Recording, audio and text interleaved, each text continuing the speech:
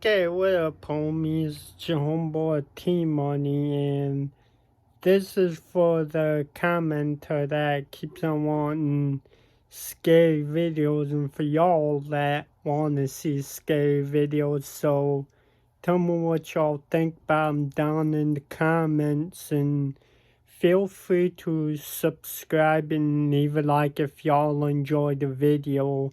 I'll also be adding in commentary, and today I will be reacting to 3 true Craigslist horror stories.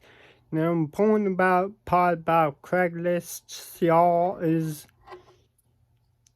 just be careful on it, because literally you don't know who the hell you're meeting, who's actually behind the ad. I mean, it could be a friggin' serial killer, and you could unwillingly be talking to a serial killer and fall for that trap. So without further ado, y'all, let's get on to it. 3 true Craigslist horror stories. Let's go.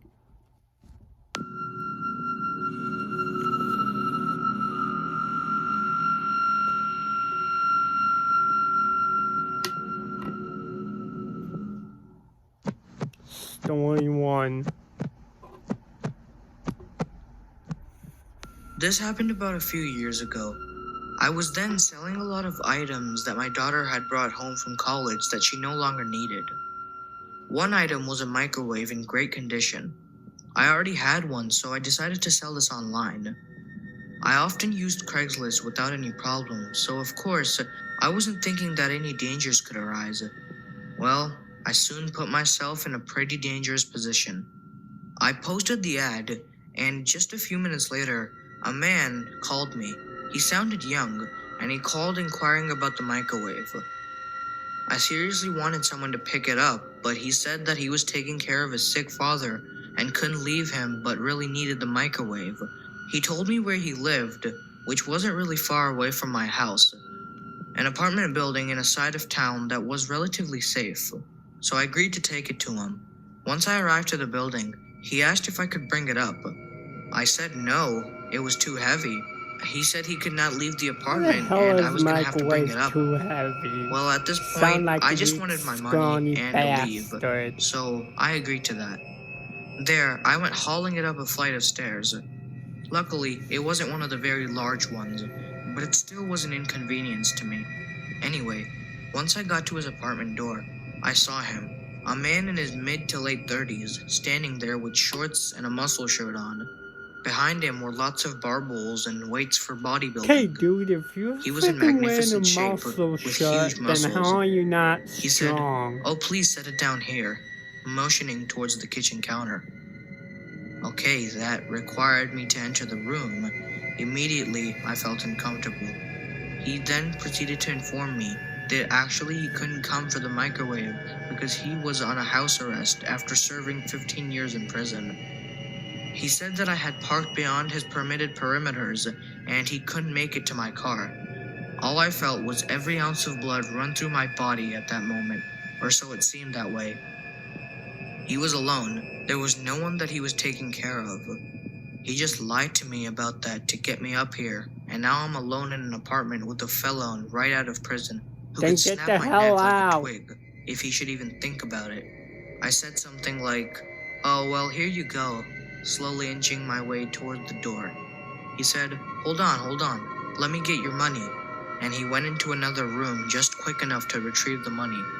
I almost ran, but had a strange feeling that I shouldn't do that. Just remain calm and act like it was all okay, He's and a leave felon. ASAP. He could be bringing He a gun handed to me the kill money, your then ass. started to chit-chat a bit. I listened for a sec and got to the door somehow. When I turned to leave, he quickly said, "Oh, it won't turn on. How do you work it? Can you show me, please?" So I had to turn around and go back in. Terrified, but not trying to look terrified. Somehow, I kept my cool and said, "Oh, you just press this and that, etc." And to my great relief, it came on, and he chuckled saying he was not good with appliances. Okay, so he was being nice, but something just felt off. I made it back to the door and almost ran to the stairs, but forced myself to walk slow as to not alarm him. I felt like if I did, it would make him mad. I heard an uncomfortable laugh behind me. I didn't turn around to engage. I just kept walking down the stairs till I was at the bottom and could actually breathe again. I soon saw other people and felt better. What was I thinking?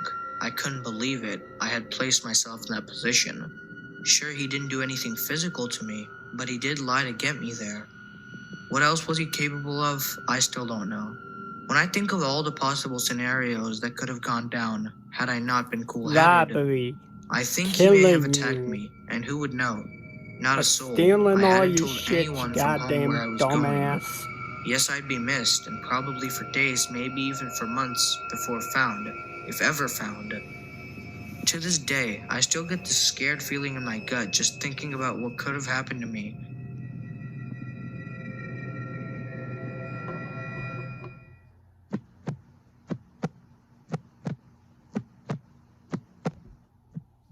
When I was 21, I transferred to... Let me just say for that last part, y'all, that's one reason why you can't trust anyone on the internet nowadays, because they literally could be lying, could be a goddamn felon that just got released from prison and is looking to either stick someone up for money, kill someone, or just take their credit card and steal their identity and get you in trouble for shit you didn't do.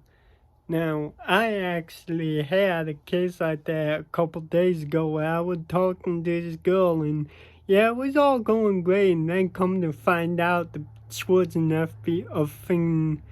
claimed to be a freaking FBI agent and was stalking me.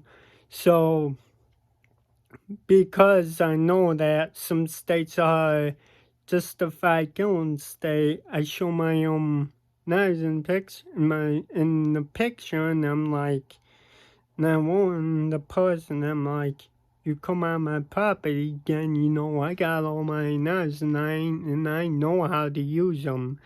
And as long as you can prove it wasn't self-defense, you won't get arrested for using knives to back an intruder off.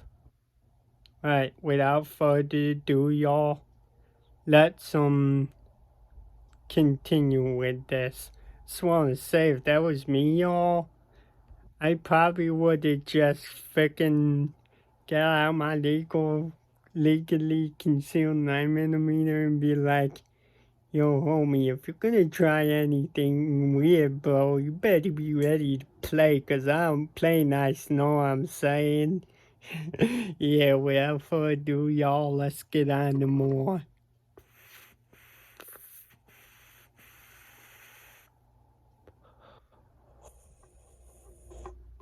Remember, kids, don't vape unless when you're under 21. College in San Francisco. I checked out a room for rent on Craigslist. It was in a really nice 2-bedroom apartment. It was cheap rent and close to campus, so it was the ideal spot. The girl who lived there was 29 and her name was Beth. Ooh. She was tall and wide, and she just had jet black hair and wore pale makeup. She seemed nice, although a little quiet, but she seemed to like me and agreed to let me move in. So far, so good. My first night there, we went out for pizza, and that's when I could tell that something was a little bit off with her. Throughout dinner, she kept telling me how much I looked like Shia LaBeouf. I didn't know what to say, so I just shrugged it off with a thanks. That? I mean, I look nothing like Shia LaBeouf, so it just made no sense to me. When we got back home, she asked if I had seen her room yet. I said no, and so she took me to see it. Her walls were covered in posters of Shia LaBeouf. She had even printed photos of him all over her mirror. Oh, she owned all of his movies. Guy. I didn't know what to make of it. It was creepy. The whole night, she had been saying I look like him, and now it's obvious to me that she's obsessed with the guy. She's a fucking crazy few weeks passed, hoe. and I never really saw her that much. We didn't spend any time together, really. She would come home from work and practically run to her room. She would spend the whole night in there. She had this creepy, high-pitched giggle, and I would hear her giggling through the walls all night long. I wondered what the hell she could possibly be doing. Occasionally, she would come out and talk to me for like 2 minutes, and she would always be slurring her words, so I suspected she was drinking a lot. Sometimes she wouldn't say anything, and she would just stand in the hallway and watch me in the living room. all the time. I would turn and see her Start and be doing your surprised and say, goddamn homework. "Hello, Beth." And then there would be this long, awkward pause, and she would give me this creepy, high-pitched giggle. It was uncomfortable being around her, I know. She gave me the chills. One night, I woke up at around 2 a.m. because I heard what sounded like the front door being unlocked. I came out of my bedroom, and all the lights were off, but I could still see Beth standing at the front door. She had her face against it, and she was turning the lock back and forth over and over again. And every time she turned the bolt, she mumbled my name, Max Barker, Max Barker, Max Barker. Seeing her stand in the dark and mumbling my name really freaked me out. And it doesn't help that she kind of looks like a bigger version of the girl from The Ring. For Christ's sakes, I get just the quietly went bitch back to my goddamn room and tried to sleep. exorcism. One night, I was watching Gladiator, and she stumbled out of her room and turned on the living room light, forcing me to pause the movie, which was annoying. She then asked me if I wanted to hear about her ex-boyfriend. It was an uneasy feeling I had, but I just said sure and then awkwardly sat back to listen to her. 10 minutes into her story, she was so riled up. She was screaming at the top of her lungs about their breakup. I was worried that the neighbors were going to call the cops, and she wasn't listening to me when I was asking her to lower the volume. Amidst all of her screaming, one thing she said really freaked me out. She was in such a fit and yelled, "I'll slit his fucking throat." That was a big game changer. Suddenly, I had no idea what this girl was capable of. She was practically a stranger, and everything I had seen was becoming alarmingly disturbing. Buddy, then After a get few the hell more out the minutes, house. she told You're me in thanks the for house listening, with a and she psychotic started doing her bitch. giggle. I got out of there pretty fast and went to my room to go sleep. I had a Don't pretty go back to your unsettled room, feeling about being in dumbass. the Get house out with the her. house. Cause I've been And what seeing was worse crackheads. is that there was no lock on my bedroom door. I pushed the edge of my dresser in front of it to act as a little barricade. I woke up in the middle of the night to the sound of my dresser scraping against the floor. Beth was pushing the door open. I turned on my light, shouting at her to stop. I could see her through the opening of the door. She was so drunk and had this insane look in her eyes. I pushed the door closed and yelled at her to go to bed. I could hear her walk back to her room, but I couldn't fall back asleep. The next morning when I went out the hallway, my heart dropped. I saw one of her steak knives was on the floor by my door. I got goosebumps all over my arms. I confronted her about it, and she said she didn't remember trying to push my door open. She said she didn't even remember telling me about her ex. I had enough. My lease was month to month, so I found a new spot and moved out. About a month later, after I moved out, she contacted me. I was at the movies, and my phone was off. When I got out, I turned my phone on, and to my shock, I received in 40 plus text messages that she had sent me over the past 2 hours. They were all just insane texts that ranged from everything between "Hi, how are you?" to "I fucking hate you." It was insane. I didn't respond, and I never heard from her again. See, homies, I always wonder, that's the if I thing hadn't about set my girls. dresser They in front just of my crazy door, bitches would she have nowadays. quietly come into my room Going and slit my on throat? about bullshit. It freaks me out to this day.